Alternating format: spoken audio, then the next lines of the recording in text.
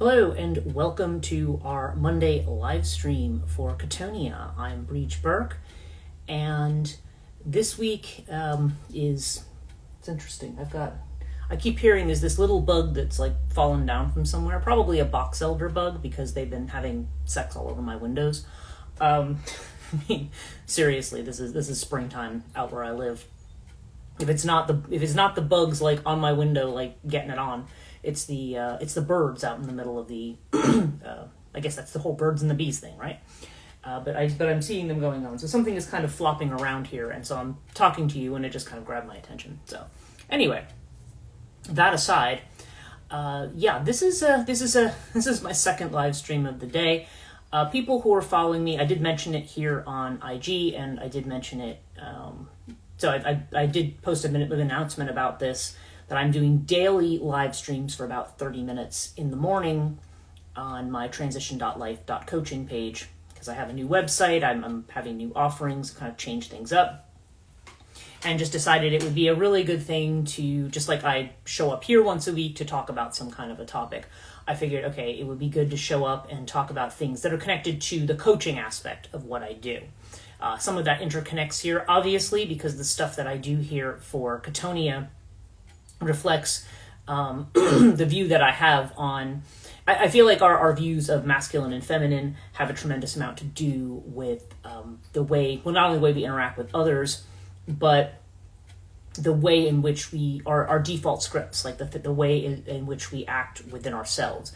What we expect is the right, the ethical, or the just way to do things, as opposed to what we consider is somehow unethical or shameful or wrong or whatever it is. A lot of our ethical decisions and so forth, and which also affect the ways in which we act or the ways in which we block ourselves, tend to be very connected in with these masculine feminine themes, and particularly with this dark feminine theme. So yeah, so I like to so I've been doing that in the mornings, and that's kind of fun. It goes really fast, and this morning it ended up being like 50 minutes because everybody started jumping on at like 7 just when I was getting ready to finish up.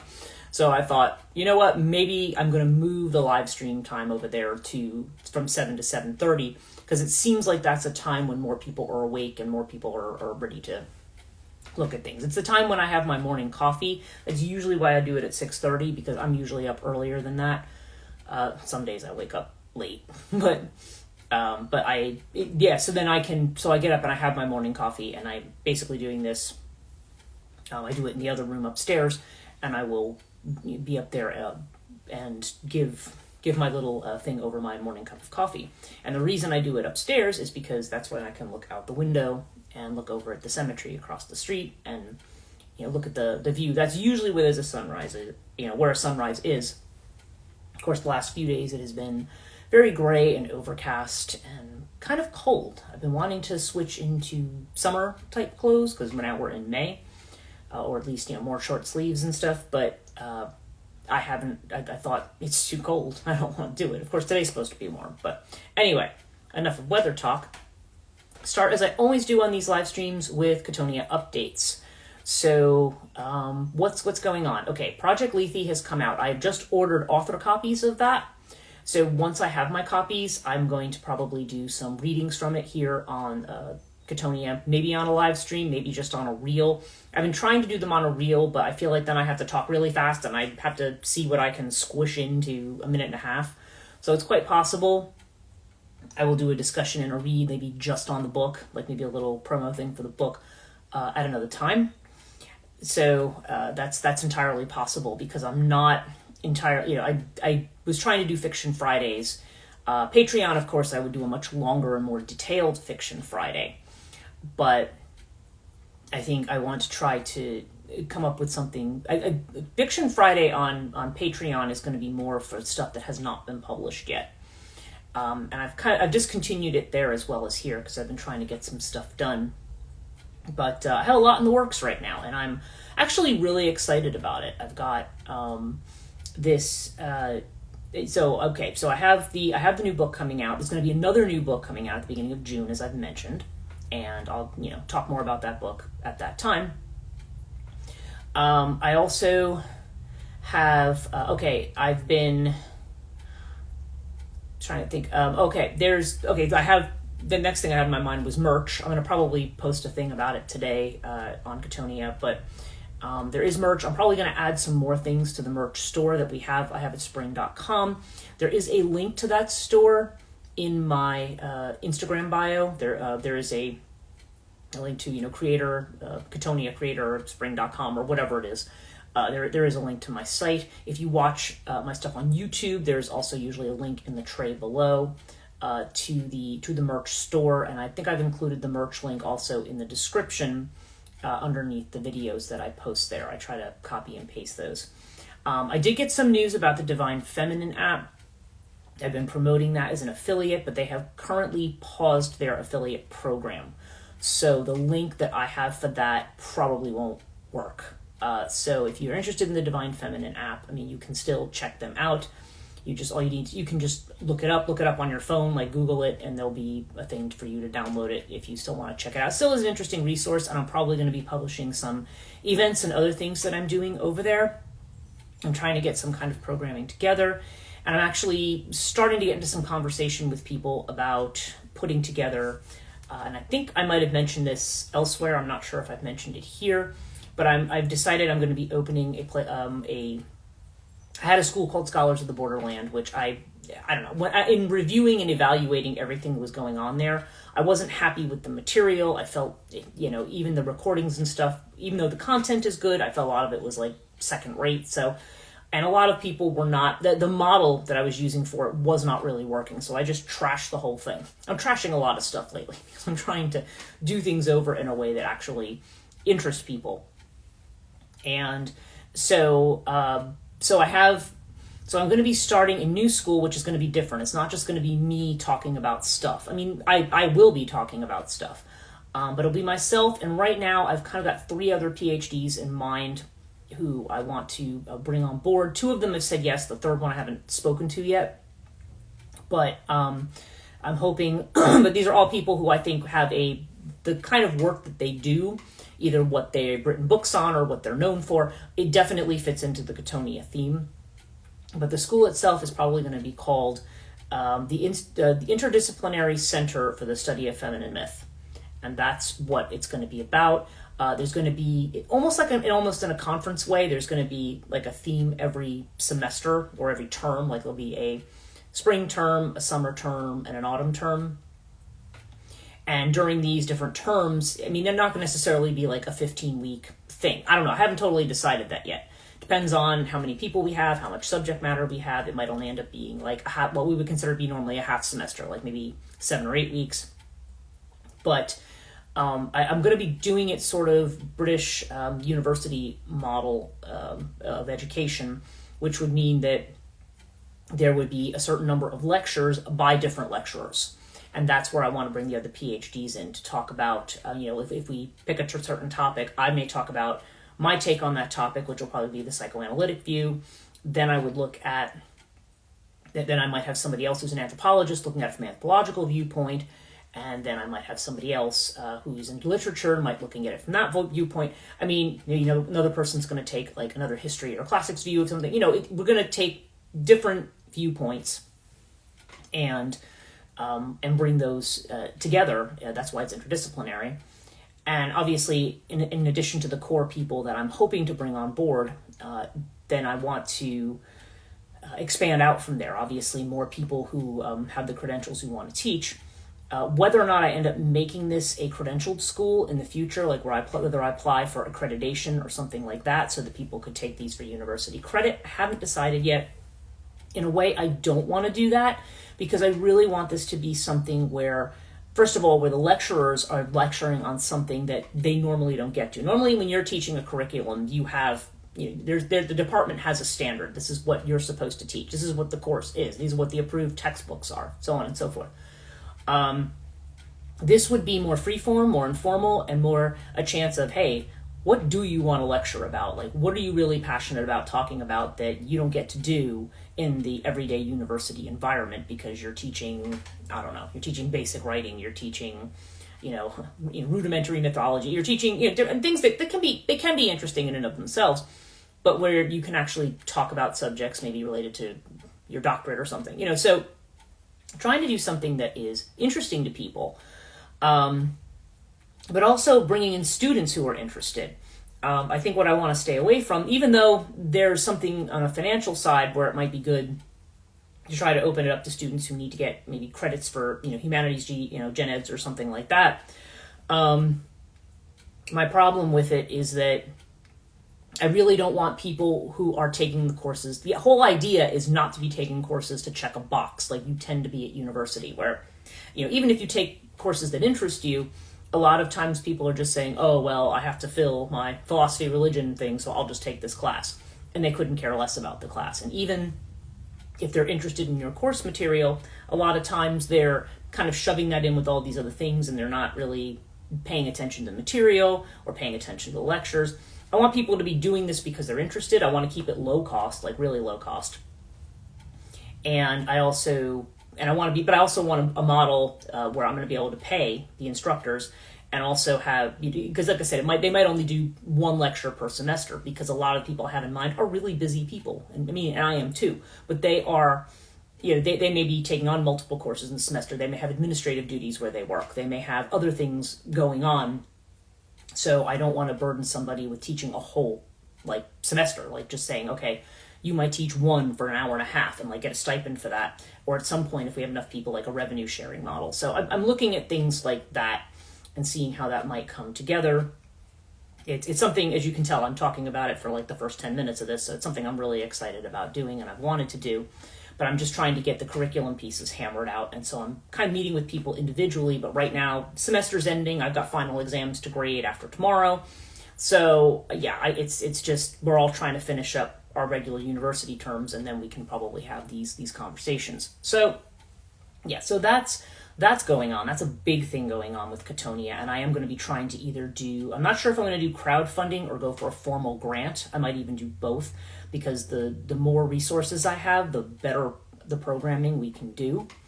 So I have to put them together. It's a long time since I've done that kind of admin work. So, but I have done it, and I've done it successfully. So I'm going to look into what I can do with that. So that's a nice big project. As I've told people on the other channel, I'm also designing my own Oracle deck. It's an Enochian Oracle deck. And it may just be for my own private use, but some people have expressed an interest, so I thought, well, we'll see what it comes out to be in the end. I already have the templates, and I've started working on it. But if it turns out to be something that I think would make a good card set or a product that wouldn't be, prohibitively expensive to produce, then I might do that, or I might just do some limited editions for people or something. So anyway, that's all fluid right now. I'm all seeing what's gonna happen. Yeah, so I'm working on that. Oh, and I'm going to be having all of my Edward Gorey stuff up for sale. People who are interested in Goriana, a lot of people who are interested in Cattonia, probably are also interested, or, well, I shouldn't say probably, might also be interested in Edward Gorey. A lot of people liked my Gashly Crumb Tinies t-shirt that I had last week or the week before, that I wore in one of my photos. And yeah, I'm a massive Gorey fan, but I have a lot of stuff, and other than keeping his basic Amphigory volumes, I'm going to probably sell off the rest. So I'm finishing up the eBay load, and then I'm going to let people know what my eBay ID is, so that they can go look at the list. And if people who are interested in that want to order stuff, then they know that it's up for sale right now. So okay, that's the update. And so that's what's going on right now. I feel like I'm missing something, but it's the rest of it just seems like it's normal day-to-day stuff. It's spring. I got to keep up the yard work. I've got to, I'm doing laundry. All that exciting stuff that you don't care about. So, okay. So I have a few notes today. When I thought about what I wanted to cover today, and it's a topic I guess I've covered to a certain degree other places, but this is talking about masculine and feminine and ideas of strength. And I think this came up with respect to something I saw. It could have been something I saw on Women's Rights News or something like that. I know there's this whole thing about the if your daughter was in the woods with a man and a bear, what would you rather her be alone with, a man or a bear? And a lot of people choosing the bear. And then when men are asked the same question, it's sort of well, who's the guy? It depends on who the guy is. But if they said, well, what if she's alone with a woman and a bear? And they're like, oh yeah, I'd rather her be alone with a woman. So, there was a lot, there's a whole lot of discussion there around the stereotypes that shows, and and what that says about how people feel about women in safety and who they feel safe with and so forth. But there was also something that had come up recently, and I'm trying to remember specifically what it was, but it had to do with there's a lot of this discussion too, especially when you get to people who talk about like these alpha male kinds of things. I think I know what it was now. It was a conversation I had with somebody, and she had been talking to someone else, some other male person. I mean, again, I'm not giving any personal details about people, but something had come up. They were talking about a third person, and somebody she had commented that this person he did some things and that were not particularly cool, and suggested that this person was weak or very weak in ego, and the response was, oh no, he's strong, he could beat somebody up or something, or he could do this, or he could do that, or he owns a gun, or it was something in that line of, is that what you think strength is? Is that what you really think strength is? Is just, whether or not you can go kick the crap out of somebody. And that and among a few other things that have come up about men showing emotion, and dealing with emotional issues, really brought back the idea of strength. Now, the idea of strength is something that comes up in my novella called Maeve, M-E-D-B, Maeve. That is also a discussion of strength. Anybody who's read it, and I don't want to say too much about that because I don't want to give... There's a lot of the plot I don't want to give away up front, but Maeve certainly is about what does it mean to have male or female strength. Okay? So I thought this might be an interesting thing to talk about. What came into my mind were a few things, particularly the labors of Heracles, or Hercules, if you prefer the Roman. I also, this idea of what the interpretation was by at least Greek philosophers of the labors of Heracles.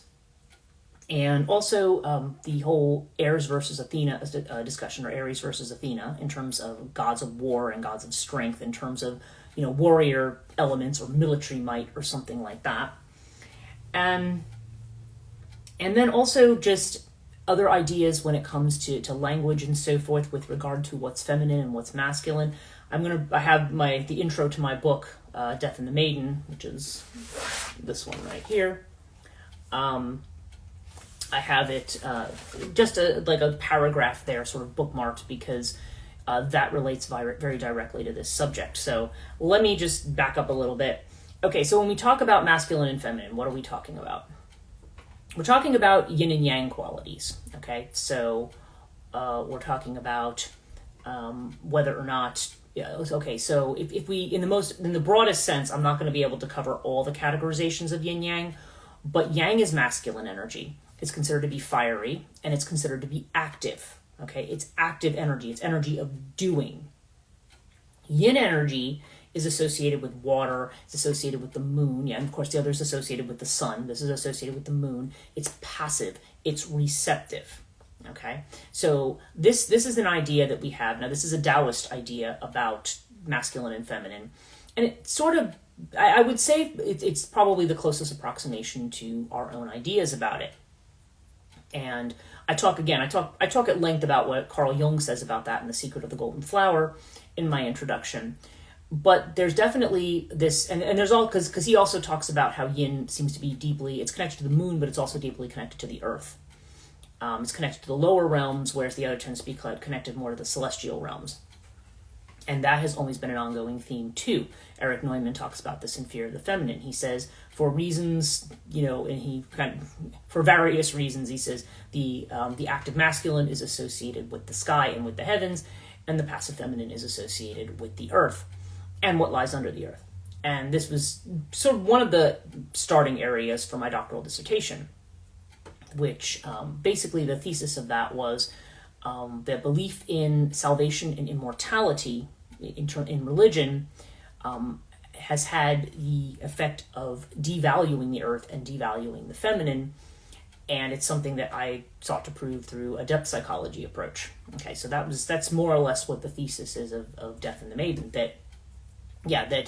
That when you start talking about salvation, when you start talking about transcendence, when you start talking about rising up, you're in a space where now where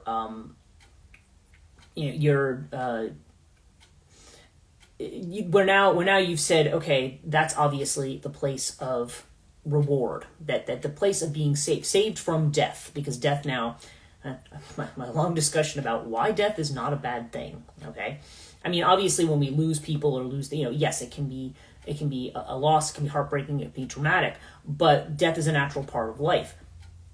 To treat it as modern religion does, as something that's somehow not part of life, okay, that's not that is something that is not natural in its own way. When you hear St. Paul talking about Christ conquering death, okay, that's problematic, because that's something that disconnects you from your it disconnects you from in psychological terms, from the collective. It disconnects you from all of everything that is part of you that is not your conscious mind. Okay, and that's a problem, because not having that, and that's what I oftentimes will refer to as dark feminine as well, because there's a problem with not having access to that material. That material is trying to speak to you all the time, and that is the wisdom of your body, that's the wisdom of your soul. But we act like, no, what's in my head is the only thing that has any value. So, taking that and moving on to the subject of strength with masculine and feminine. Okay, so frequently now you'll see this, and I'm just simply stating a stereotype, not a general fact about people, but that is that men tend to be associated with strength. Like if you're a guy and you know that if you work in a particular place and there's like boxes to be lifted and stuff to be done, they'll be like, yeah, let's get all the men, let's round them up to do it, right? Because men are supposed to have the upper body strength. That's the biological justification for that. That men are stronger. Now, never mind that men don't give birth to children. I mean, and giving birth to children is something I'm not sure. Maybe there's certain men who could take it, but I don't know. To me, that's a pretty close second in terms of having strength. But that's not generally viewed that way. It's viewed as women are viewed as the weaker sex. Okay, physically, okay, in terms of strength. And also, if you think about the pervasive biblical mythology of the Garden of Eden, where, not to quote Stephen King's Carrie, but when her mother's beating her and saying Eve was weak, that's the idea. That because Eve is the one who was tempted by the serpent and gave in, that's because she was weak. And it's interesting how physical strength and mental strength tend to be, at least originally, tended to be something that went together. So I mentioned the labors of Heracles, okay, in the myth of Heracles. Now, just not to go too deeply into that myth, but basically you have the idea of Heracles. He's born, he's a child of Zeus, and he when he's born, Hera hates him, of course, because she always does. And she sends serpents to try to kill him, but he ends up strangling the serpents. Okay, and to me, that's like the first act he does that really sets the stage for the kind of being that Heracles is. His name, by the way, means Heracles, the glory of Hera, ironically enough. It's one of those names like the Erinyes for the Furies, like the kindly ones. It's a way of trying to placate Hera by calling him Heracles. But Hera never gets over her hatred of him. And, so when he eventually, as a prince, becomes married, he marries Megaera, and they have children together, and he's kind of going on this track. Basically, Hera inflicts madness on him, and then he ends up murdering his wife and children. And it is before this crime that now he is condemned to do these 12 labors. King Eurystheus is the one who he is answerable to for his crime. Now, the 12 labors are, and I kind of listed them for myself so I didn't forget them, okay? He basically overcomes the Nemean lion. He overcomes the Lernaean hydra, which has 9 heads. He overcomes the Cernian hind. He overcomes the Erymanthian boar. He overcomes the Stymphalian birds. He captures the Cretan bull. He manages to kill the mares of Diomedes, which are cannibal. Well, they eat human flesh. Okay. He manages to get the girdle of Hippolyta, who is the queen of the Amazons. He steals the cattle of Geryon, who is associated with. He was another fire deity associated with the fire god, with Hephaestus or with Vulcan. But he's a very destructive deity, and he also kills people and skins them and things like that. So not only does he steal the cattle of Geryon, he actually kills Geryon too. He steals he gets the golden apples of the Hesperides, which is the western land. The Hesperides are at the edge of the world, where the Titan Atlas is said to hold the world on his shoulders. And this is the very edge of the world. There's a dragon that guards the tree, so he has to steal the apples. And so that's really like almost the Chthonic realm. It's like right at the edge of the world, according to that mythology. And then, of course, the last thing he does is capture Kerberos, who is the 3-headed dog that guards the gate to the underworld. So all of these beings that Heracles is engaging with are all magical creatures of some kind. Many of them are chimeric. They are, they are basically, they have multiple heads. They may be the body of, head of a lion and the body of something else, and or they're just something that is magical in some sense that the ordinary mortal can't just go in and kill them. Okay. The other one I forgot, the one I skipped over, was the Augean stables. Now that one's interesting too, because basically it's these cow stables that have not been cleaned and are filthy, and Heracles cleans them by moving the cattle out, taking a river and dumping it through the middle of the stables to wash it out.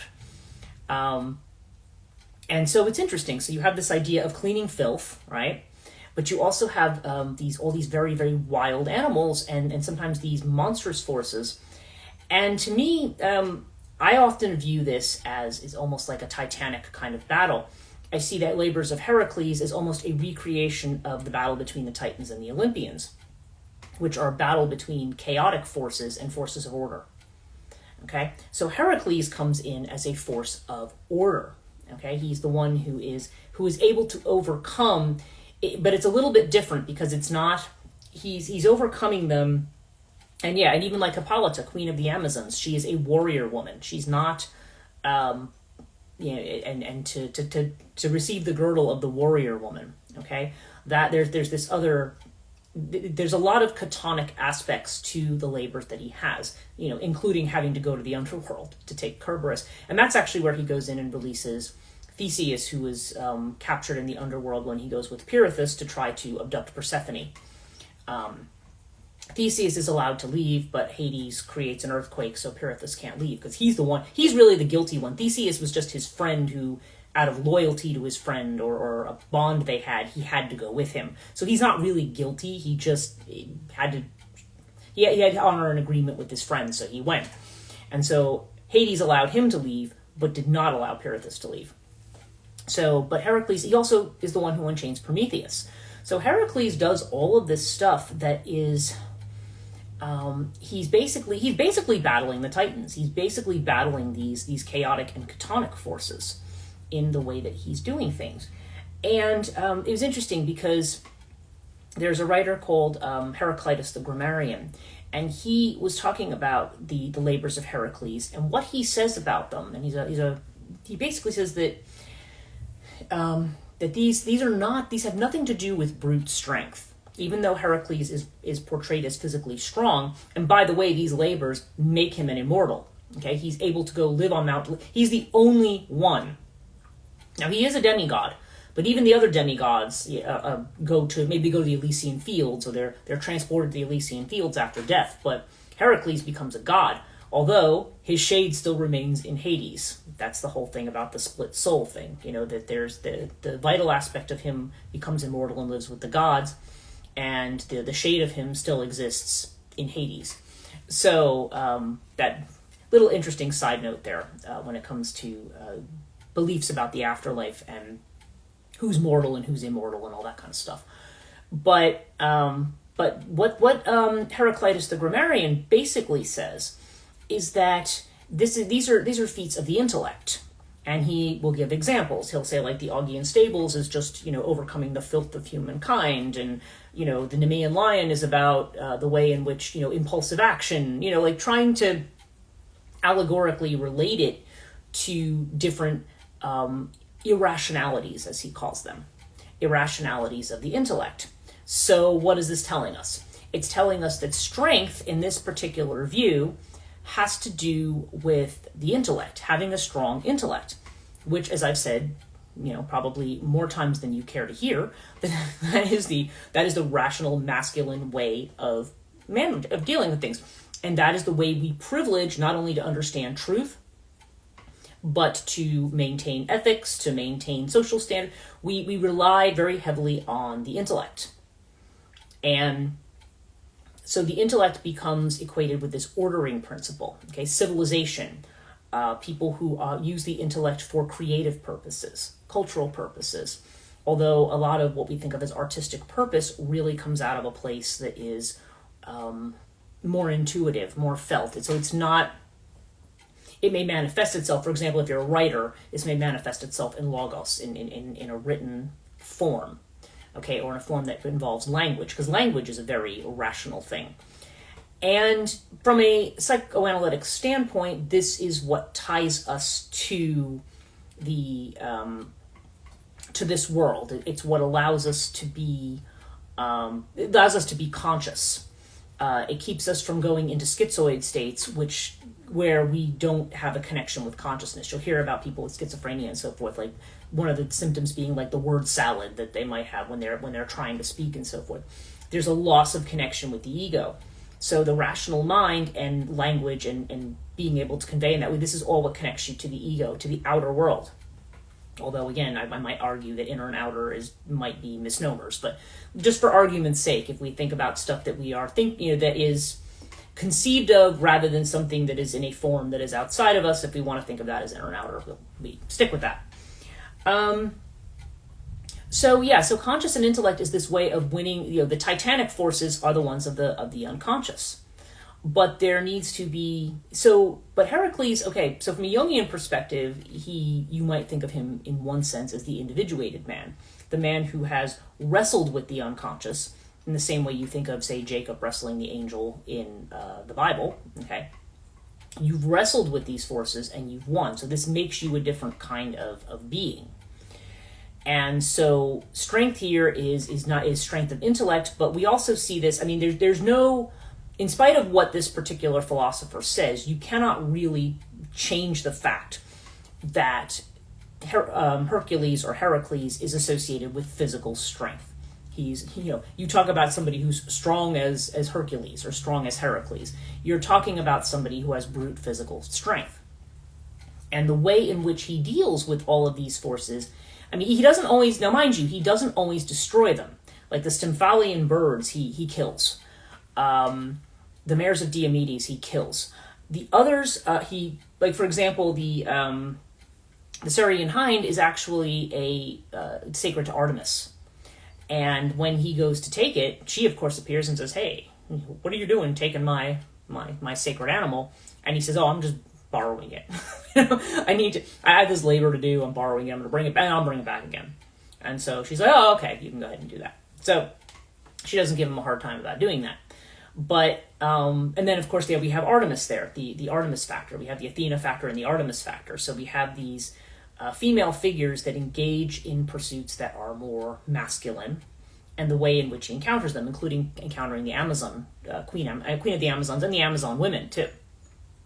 The way in which he encounters that warrior feminine. But the way Heracles deals with everything, I mean, in spite of all the pleading about intellect, is he uses brute force. He uses brute force. So this is almost the way in which it just reminds me of this whole idea of this civilizing force. Within Christianity, okay, there's the idea. Now, if you read the Bible itself, if you read the Gospels, Jesus is supposed to be a figure who seems to advocate peace. Blessed are the meek; they shall inherit the earth. Right? This idea of meekness, of poverty, poor in spirit. Like somebody who is more humble and more. That's what's conveyed in the Gospels, right? Then you have the kind of Jesus that's associated with revelation or revelation type activities, apocalyptic type activities, where Jesus is now a warrior, and him along with the archangels and stuff is like gonna smite you down for your sins. And there is this kind of warrior Jesus aspect that you will see in certain places. Of course, you can project anything onto a deity-like image and make it into whatever it is that you value. But the reason for that is because Jesus is a representation of this kind of force. It's the idea that he's battling the forces of hell, right? He's initially shown as the harrowing of hell, where he's like a sacrifice. He's the sacrifice for people's sins, right? But then he goes to hell and he releases everybody in the same way that Heracles goes down and releases Theseus, releases Prometheus, takes Kerberos, but then brings him back. But he does. There's this idea of storming the underworld, so to speak, that you see in connection here. And again, I feel like the Heracles myth is almost this precursor in a way to this idea of conquering death, or of conquering chaotic forces through this show of might. Okay, so taking that as it is, now I also want to point out what I call the Ares and Athena, kind of the aspects of war. Let's put it that way. Okay, so when we talk about Ares, the god of war, we're talking about a god that is, when Ares shows up on the battlefield, people are terrified of him because he's literally just a killing machine. He just goes for it. He's all about brute force. Athena also can go into battle and can hold her own, but Athena is a strategist. Athena, interestingly, is the one who uses the intellect in addition to brute force on the battlefield. And when she battles Ares, when they in the Iliad, there's a scene where the gods are fighting with each other.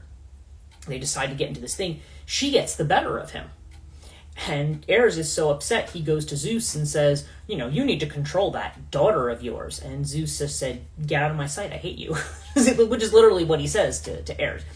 He said, if you weren't my own son, because he is, of course, the son of Zeus, he said, "I'd have you thrown down into Tartarus. I hate you." So, it's an interesting thing. So, you're seeing the king of the gods and the king of civilization saying, "I hate you," in the kind of thing that you represent, that arrogant brute force. Okay, so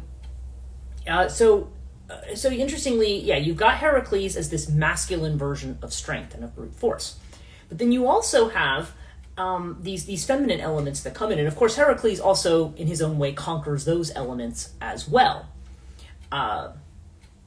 But you also have a mythology of, for example, Ajax, who is, and this is Ajax the Greater. There's the Telamonian Ajax. There's two Ajaxes in the Trojan War. There's Ajax of Oileus and Ajax of Telamon, the son of Telamon. And what they're called the Greater and the Lesser, mainly because one of them's taller and one of them's shorter. That's pretty much where the names come from. So Ajax the Greater, we'll call him, is when they're getting to that scene towards the end of the Iliad when they have to do the funeral rites. They have the funerary rites for Patroclus. Okay. And then when Achilles is killed later on, they obviously have the funeral rites and the burial rites for Achilles. And they always have funeral games as part of the thing. So they challenge each other. They have competitions, and people can win, like the sword or the shield or whatever of the fallen warrior, and it goes to the person who was like the best man. So Ajax is in a contest against Odysseus. Now, Odysseus is more Athenian in the way that he does things. His name, it literally refers to someone who's a troublemaker or a trickster. And so he does everything through, not necessarily through brute force, but through being clever, being devious, being clever. And he ends up winning this one particular contest. He's judged the winner, and Ajax is furious because he thinks Odysseus is weak because he uses the intellect and not brute force. And he decides he's going to get back at all of the warriors. He's going to slaughter the generals like while they sleep. But Athena gets wind of it, and instead, and this is the part I hate of that, it's right at the beginning of the Sophocles play, he ends up slaughtering all these animals instead and torturing them. Which, apologies to those of you who, I don't like it any more than anybody else. But that's, in fact, I try to skip over that part when I'm reading it because I don't even like to conceive of it. But Athena's laughing while it's happening. She's standing there, she grabs a dish, she's like, hey, come take a look at this. And literally that was the question that came up in grad school, like, wow, Athena, isn't she the goddess of wisdom and balance and fairness and democracy? And what's this all about?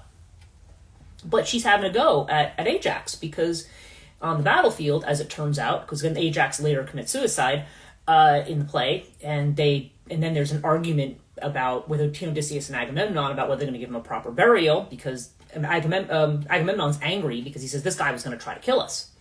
And Odysseus is saying, yeah, but he fought bravely with us, so you can't just diss him in that way, And so there's argument that goes on, but Athena, but that was the question, was like, why is Athena like so jazzed to make him act in such a way where he's completely out of his head?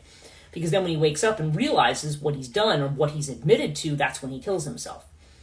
And because he feels dishonored. And he doesn't feel, so he's literally driven almost to a madness because he is so invested in that masculine side that is about brute force. And it drove him literally to want to kill his own comrades. And if we go back to Heracles and how he ended up murdering his family, it's almost like, yeah, you're somebody who has strength, and that brute force can drive you to a kind of madness. Okay? A kind of madness that makes you slaughter people who are your comrades, people who you love. Whether you're doing this literally or metaphorically. I mean, there's a slaughtering that can go on there when you are very, very rigidly identifying with the masculine in this brute force kind of a way. Now, interestingly, what's happened over time, if you go through the 20th century, okay, and if you look at images of strongmen, your Charles Atlas, right, in the 1950s, if you look at the run of like bad 80s movies about, where you have the football jocks versus the nerdy guys, when you have all of this kind of stuff, the Charles Atlas thing where the 96-pound weakling, somebody kicks sand in his face, and now he's done Charles Atlas's thing and he's a big dude now and he can kick the crap out of everybody. I mean, yeah, it's that, it becomes, what ends up being associated there, at least in the 20th century cultural configuration, is that the person who is smart or who is bookish is also weak. Which is interesting, because intellect is a very highly masculine thing. But men who engage more in intellectual activity than in physical activity are almost considered to be like girly, like they're weak. Because you don't have the physical strength, so I can, kick the living you-know-what out of you. Or I can push you around, or I can bully you because I have the strength, and you're just some weak guy who's like doing math equations or something. There's that attitude that people who are in that intellectual space are somehow weak or somehow feminine, which is really an interesting kind of flip in the way that people think of it. But this is where I feel like we have this I feel is like a key to the split that has happened in our culture. Maybe the kind of close to the split that we have now, where we now separate like these two different types of masculinity, one that has to do with brute force and the other that has to do with intellect. And we've decided that one's girlier somehow because it's more abstract. It's not, weirdly, it's not as earthy. So it's funny how those categories have been flipped in a way. That the idea that the person who is bookish is also somebody who's going to be good with words, but not good with their fists necessarily, which isn't necessarily true, but that's the stereotype, right? You think about the people who get into universities and who are you going to study hard or are you going to get the sports scholarship, right? even though athletes are supposed to keep up their grades, frequently you've seen cases where, athletes who are failing are allowed to pass in slides. They keep their GPA up just because, we need them on our team because they're a star player. And, you've heard about this kind of stuff. Although in theory, the idea is that you have athletes who are also scholars, that they have the brains and they have brawn and brains. Okay, they have both. So, yeah, so I was thinking, okay, this is really interesting because it's almost like masculinity divided against itself when it's really two sides of the same coin. This is very similar to the split that we see between religion and science. When people say, there's religion and that's a matter of belief and that's just people who were stupid and didn't have science and didn't know stuff, right? So they think some god did everything.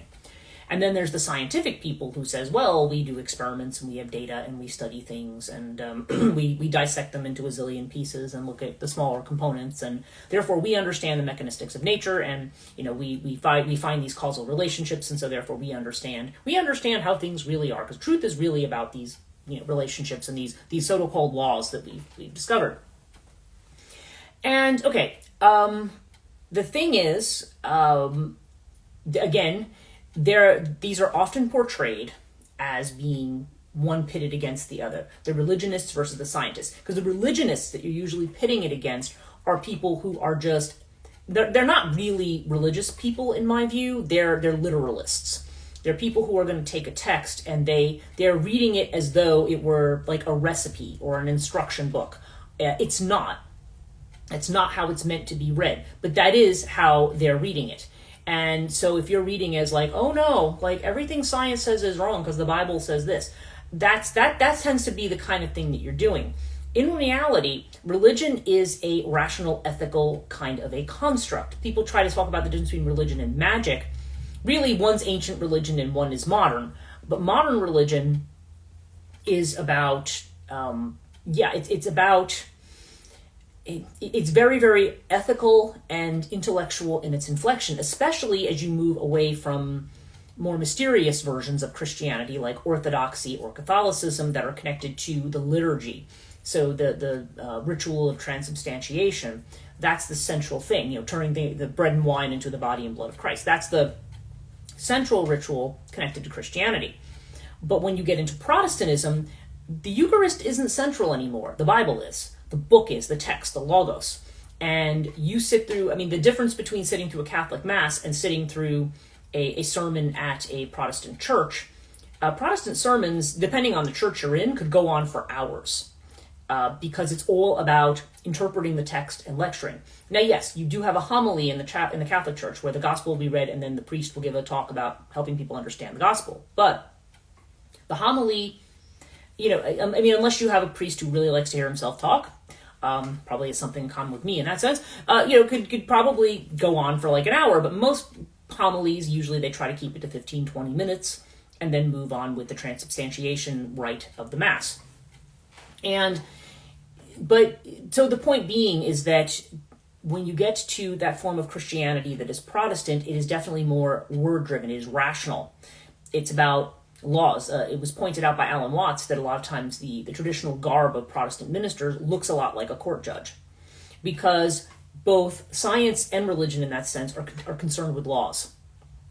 Now, they may have differences about what they think about those laws, but they're still both based on rationality, laws, and ethics.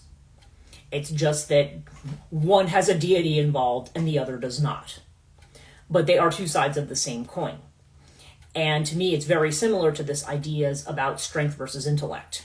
Strength and intellect are on the same side, but it's almost like the masculine facing off against itself. And there's some permutations of this that will, I think, produce what we think of as a toxic masculine. Now, there is toxic feminine, too. Although, interestingly, there's a lot in toxic feminine that is really the way in which it has subsumed certain aspects of the masculine. For instance, when you have women who are bullies, your mean girls, right? They are generally attacking other women. First of all, possibly on the same thing, because the popular girls are all the ones who are hot, but aren't smart. And the the girls who are smart are all like, you know, those nerdy girls, and of course are assumed automatically to be unattractive and undesirable, so they get picked on all the time, and also weaker, by the way. So we look at the way these divides about strength come in, even within the genders themselves. Again, this is all stereotyping. Obviously, the reality of things is a lot more nuanced than that, but that's what's interesting, is the way that male and female divide against each other within their own group. And some of it is along lines of masculine and feminine behavior. With men, it's women. It's okay. With men, the pursuit of something more intellectual is considered to be more feminine, weirdly, in that construct. On the female side, the girls who are smart are construed of as more masculine, and therefore are discriminated against, because it's like, you know, oh, well, you're ugly and you're this and you're that, and, you know, whatever else they try to do to put down or make fun of. And generally people who are engaged more in mental or intellectual activity are not people who are going to engage a lot in brute force. It doesn't mean that they won't or they can't. In fact, I would swear to you that in some cases, this is where some of your school shooters come out of, because there's this idea that they are, they're still operating from this kind of a platform. And if they feel that they have been maligned or repressed, and they're also, you know, have that strong analytical function in their mind, then, we know how the intellect can sometimes, they can paralyze us, and it can also drive us to actions. It's almost like we talk about it like being on a spectrum, but it's really not. It kind of like comes around. At some point, you go around the bend to a point, and you come out the other side. Okay, you know, you drive the mind to a point where now you're no longer in a point of, you get so rational, you're no longer at the point of rationality. Okay, and vice versa. You can go in those different directions. So it's interesting to think about that. Now, one of the things I sort of want to end with is talking a little bit about this in terms of language. So let me find this in my book here. Okay. So let's see. Okay, so we talk about, talk about Jung. I say Jung identifies the Hun in Chinese Taoist thinking as the Logos. And in his essay on syzygy, he describes the masculine as corresponding to Logos and the feminine as corresponding to Eros. Okay, Eros being what is sensual, what is felt. Okay. So we see identification of the masculine with sky, spirit, rationality, while the feminine is associated with the earth, the demonic, and desire. But I said, is this accurate, or does this simply reflect Jung's gender prejudices? And I kind of go off on that a little bit. But then I said, the Roman grammarian Varro once claimed that words associated with the sky were masculine and those associated with the earth were feminine. While this is etymologically inaccurate, it shows that the ancient Romans may have had similar prejudices about masculine and feminine, and in fact they very much did. Linguistics provides a noteworthy approach to the question. Lera Boroditsky's studies, referred to in that same book that I refer to a lot, which is called Sexing the World by Anthony Corbet, examine associations with masculine and feminine words. She does a study involving taking the German words for key and bridge and telling one group that the word was masculine and the other group that the word was feminine, and then asking the participants to provide adjectives describing the words. Key is masculine in German and feminine in Spanish, and the participants spoke Spanish or German as their native language. German speakers described the English word key as hard, heavy, jagged, metal, serrated, and useful. Spanish speakers described them as golden, intricate, little, lovely, shiny, and tiny. Okay? In an attempt to remove cultural bias, she then did a study with a fictional language and pictures. Items were either suppative or usative, whatever that is, and these corresponded to grammatical gender categories. The results were similar, and the example of a picture of violin is one that I give in chapter 4. It'd be interesting to see this kind of study repeated in other parts of the world, perhaps in an African or Asian country, to see if there are similar categorizations, because this is certainly being done in a kind of a European context. Okay. And I said linguistic theories of gender have suggested another set of categories for masculine and feminine, individual versus collective, which is an important categorization. While there's disagreement about these categories among linguists, Karl Brugmann puts forth the argument that Indo-European feminine suffixes, such as a, ie, or I, expressed abstracts and collectives. Similar theory is expressed with regard to Semitic languages. While these ideas are contentious, they suggest a pattern within language that equates the feminine with the collective in a notable number of examples. With regard to social uses of language, Robin Lakoff offers a syntactic axis with the elements clarity, distance, deference, and camaraderie. Okay, so she basically has like an axis, horizontal and vertical axis with these on here. And she uses Clark Gable and Marilyn Monroe, two very old, actors and of 50s, as examples of social ideals of masculine and feminine, and suggests that Gable falls closer to the clarity-distance axis of speech, with his infamous line, frankly, my dear, I don't give a damn, in The Gone with the Wind, and while Monroe is closer to the deference camaraderie part, and this is how she describes it. In contrast to Gable's characteristic poker face, we have Monroe either smiling or looking sensuous, but certainly wearing an identifiable facial expression. She uses interjections and hedges freely during her dialogue, is sprinkled with, I guess, kinda, in distinction to Gable's unembellished yips. Her sentences seem not to end, but rather to be elliptical, as if an invitation to the addressee to finish them for her, what she calls classic feminine deference. And yeah, the deferential language. Now, in academic writing, we talk about this as, well, really in grammar, we talk about it as active versus passive voice. And you are often taught in academic writing, do not use passive voice. It's not being done to you. What are you doing? Not what's being done to you. Or or a thing that's having something done to it. You have to speak active voice because it's clear. Okay, we treat that as a value, clarity, directness, direct speech. Say what you mean. Say it. You speak directly about it. And when we, and I do this too. I mean, you kind of do this, well, kind of, sort of, I kind of sort of mean this and this and that. When we do that kind of a thing, it's considered to be deferential language. It's basically like you're not asserting yourself. You're expressing something, but you're allowing other people to kind of have their opinion too. Or you're doing it in a way that maybe you're shy about expressing who you are or your own opinion.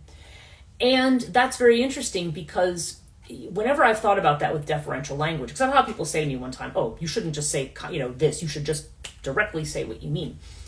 And now the problem with that, if you are a woman that does that, you will find a lot of people, then you are perceived as somehow being aggressive if you don't use that deferential speech.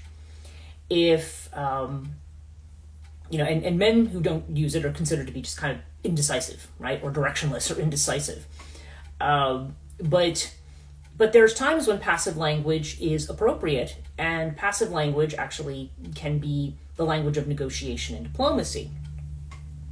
Or people who start with saying, or like if I start to say, well, this is my opinion, other people have different opinions, but in other words, it's like I'm stating it, but I'm not stating it like this is my opinion and it's authoritative. It's meant to kind of show more of a humility about what you don't know than an arrogance of I know. But it's perceived and received as are you speaking directly and with confidence, or are you not really sure? And so in language, that's where you see this divide between strength and weakness. Okay, so but again, it comes around to the fact that we have these constant associations of the feminine with what is weaker. What is weaker, what is more deferential, what is more indecisive. I could talk about Carol Gilligan's study of young girls, and when she talks about Heinz's dilemma, which is that there was a study that was done where boys and girls of I think about age 11 were given a question to answer and how they answered the question was determining their level of maturity. And the question, Heinz's dilemma, is basically Heinz's wife is sick and has cancer, and she needs medicine to live, but he can't afford it. So the question is, should Heinz steal the medicine to save his wife? Okay, and the boys who answered that question would say like, well, I mean, he probably should because the pharmacist can get more medicine, but he's not going to get another wife. And I'm sure a judge would understand and be lenient if he went, got caught, and, so on and so forth. Whereas the women, or the girls, I should say, answered it like, well, I don't know, like, are those the only two? I mean, she shouldn't die, but he shouldn't steal it. Like, can they raise money? Can they do something else? And this was interpreted as immaturity. This collective behavior, this collective inference was referred to as immaturity. Oh, clearly the girl, I think it was Jake and Amy were the names of the girls. Jake is clearly, far more mature than Amy at this age. And it's like, why is he more mature? Because he's more decisive, right? Indecisive means, you're kind of weak, right? And therefore you're not mature. But therein, I don't know, interesting stuff to look at, because therein are ideas about strength, which is why I think sometimes we gravitate towards people who are just loud and aggressive and in your face, right? Those are the people that you listen to. The person who's kind of like this and a little, maybe a little more deferential, and, I don't want to make trouble for anybody, but, then we don't tend to pay attention to the person. They seem mousy is the word that we use, right? Back to the, are you a man or a mouse, right? You've probably heard that expression. So, so these ideals of masculine strength that occur even within a feminine context. It doesn't matter whether you're male or female. These things are applied. But these are categories that we look at, and the ways in which we look at strength and weakness automatically. I think also, especially in the USA, maybe this is why we've never had a female president, because people don't trust a woman to be strong, and that's actually been stated. Or if a woman does come across as with that strong masculine authoritative way, well then she's a bitch, right? Or she's there's something really horrible and wrong about her because because she's acting. They're actually I talk about it in one of my podcasts. I think it's the one on the AORI about Marmo Gello and in particular, one of them is actually, she's a woman portrayed with testicles, an old woman portrayed with testicles, and she's one of the child stealing ilk. She's one of the ones that people have to watch out for. And it's this almost idea of the masculine woman, right? The woman who's too masculine is too butch. But it's something that people carry that's ingrained in them. It doesn't necessarily mean that their parents sat them down and taught them, sorry, B.F. Skinner, but it's not like your parents sat down and said, now, when this happens, this is wrong, and when this happens, this is weak. It's something ingrained in us. I remember, because hair color had a lot to do with it too. I remember when I was in high school, I was bleach blonde. My natural color's blonde, but it was kind of a darker blonde, so I had bleached it. And boy, I got a lot of dates then, let me tell you. Whenever I have dark hair, I don't get as many dates as when I have lighter hair, and or I have no time really to date anybody now, but but the red hair attracts more attention, so does the blonde hair. And I remember dating certain guys, and when I was a bleach blonde, and it was like, but I was in honor society and all these things, and they're like, oh, you mean you have a brain? Like, that was like offensive to them that I had a brain. And it's just weird because now I would kind of hope that dynamic is changing as we get older. I know certainly people have been trying to change things in the culture to change that perception. But I don't know if it should all just... It's interesting because I often see it focused on girls. Like, we're going to show girls as scientists. We're going to show girls as, girls embodying the masculine, which of course raises them up in some way, right? But we're not okay with men embodying the feminine. I've talked about that. I called it the job interview test. I said if a woman goes into for an important job and she comes in like a power business suit that is with trousers that is tailored, and even if she has a masculine haircut, that's not going to stand against her by a hiring committee. If a man came in a woman's suit, no matter how nicely tailored, they would hold that against him. And it's because the feminine is still viewed as weak and the masculine is still viewed as strong. So girls who show masculine characteristics, people say, no, we need to celebrate this. We don't need to have this, people shouldn't be picking on them and so forth. I don't know that we quite say the same And I mean, and boys who are interested in anatomy, I think they'll be kind of like, yeah, well, the boys who are the nerdy scientists are probably going to be making a whole lot more money than the other guys, unless they become professional football players or whatever. But it's interesting how brains and brawn are kind of separated, or beauty and brains are separated on the feminine side. And the way in which I don't like the phrase hardwired, but I tend to use it more metaphorically in the sense of what scripts we have that we may judge things by very automatically without, and then, just not even thinking. It's an unconscious script that we have in our culture. It's what and now that conventional wisdom is trying to change, that people are kind of pushing back against these assigning, strength or weakness to gender in a certain way, among many other things. It's interesting to see how there's a pushback there. And I'm seeing, I'm finally seeing comments, by the way. If there's been people watching this video, it's literally not showing me anybody till right now. So it says, heaven forbid a guy wants to go into fashion, but Gucci and Louis Vuitton are both men. Yeah, that's right, exactly. And it's interesting because men in fashion are often viewed, it's often assumed to be like, a gay man's profession, or it's assumed to be, it's assumed to be one of those things. Actually reminded me, my previous hairdresser was a guy, and he was a straight guy, and he had two brothers. One was an actor and one was a film producer. And he said it was funny because when he would go places and he would say he was a hairdresser, people automatically assumed he was gay. And he said it was really funny. He says, because my mother went anywhere and she says, yeah, I have 3 sons. One's an actor, one's a film producer, and one's a hairdresser. They go, oh, I'm sorry.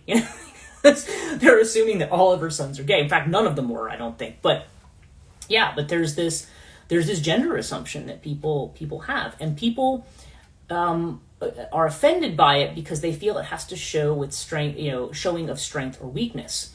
And I think we could also get into a side discussion, which I won't do right now because I'm running over time. But it's you could also have a conversation about how women in intellect, how women allowed to have, not really allowed to have intellect. The woman who is quote unquote stupid, who is somebody that people can totally just project their stuff onto and feel superior to in some way. The way in which feminine intellect is threatening, like it's almost like it's like a masculine thing that is not, women aren't supposed to be smart. In fact, you will see evangelical circles that will say, women shouldn't go to college. Women should be home, raising babies and stuff. You still hear this kind of stuff still does go on. And of course, I think there's some people who would love to drag the U.S. back to that time entirely. But yeah, but female intellect is still not valued quite in the same way. But to me, I don't know, it really, poor connection. Sorry, I had a poor connection there for a minute. It really details the way in which masculine and feminine are even split in, among themselves culturally. It's like, if you already got the masculine feminine split, and then it's like doubly split. And possibly more than that. It's very fragmented. So when we talk about the idea of trying to bring this all back together in a meaningful way, if you say women need to be more feminine, it doesn't mean women need to go back to the kitchen and all become moms. That's not what we mean. It's that there needs to be a lot of these associations that we have here, that we have learned over the years. We need to recognize that we're dealing with stuff that's on the same side of the same coin, and or two sides of the same coin, I should say. That they're not really fundamentally different from each other, and just as we are questioning perhaps gender roles in a society that's becoming more gender fluid, or that's trying to become more accepting of LGBTQ communities and so forth, I feel like we also need to look at these ideas of strength and weakness, and how that relates to the way we feel about change. Because a lot of times people who are afraid of change are looking for an outward show of strength.